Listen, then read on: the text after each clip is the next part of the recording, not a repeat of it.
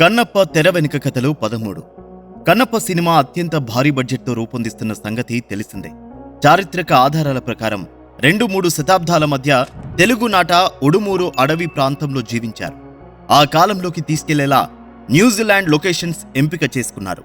అలాగే సినిమాలో కథ ప్రకారం ఉడుమూరు అడవిలో 5 రకాల తెగలు ఉంటాయి. విష్ణు మంచు ఎంతో పరిశోధించి ఈ 5 తెగలని డిజైన్ చేశారు. ఒక తెగకు మరో తెగకి సంబంధం ఉండదు. ప్రపంచ వ్యాప్తంగా ఉన్న రకరకాల ఆటవిక సాంప్రదాయాలు పరిశీలించి ఒక్కో తెగ ధరించే దుస్తులు డిజైన్ చేశారు. కలర్ ప్యాటర్న్స్ కూడా వేరేలా ఉంటాయి. ప్రధాన పాత్రలతో పాటు కొన్ని వేల మంది జూనియర్ ఆర్టిస్టులకు కాస్ట్యూమ్స్ తయారు చేశారు.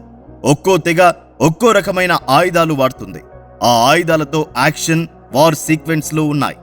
యాక్షన్లో వెపన్స్ బ్రేక్ అవుతాయి కాబట్టి ప్రతి వెపన్స్ 2-3 తయారు చేసి ఉంచారు.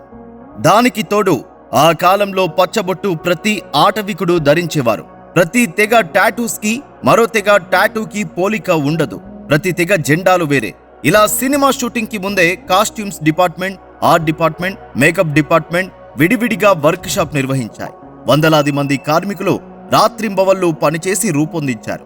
షూటింగ్ అక్టోబర్లో మొదలైతే ఆగస్టులోనే 5-6 కార్గో షిప్ల్లో costumes, set properties, weapons, makeup material తరలించారు. లొకేషన్లో ప్రతి ఆర్టిస్ట్ రెడీ అవ్వడానికి 2-3 గంటల టైం పట్టేది.